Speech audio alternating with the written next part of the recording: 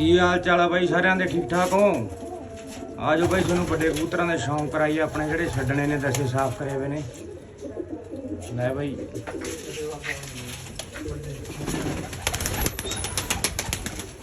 आ करो बई शौक आ अपने खुदे की शान आ बई झोटा आ बैठा रत्ता अपना बई आ बैठी अपनी लाल चीनी एक चीज नहीं आ लाल चीनी आ सफेद अपना बैठे तुम लाइट ला के कराइए फिर शौक समार के यार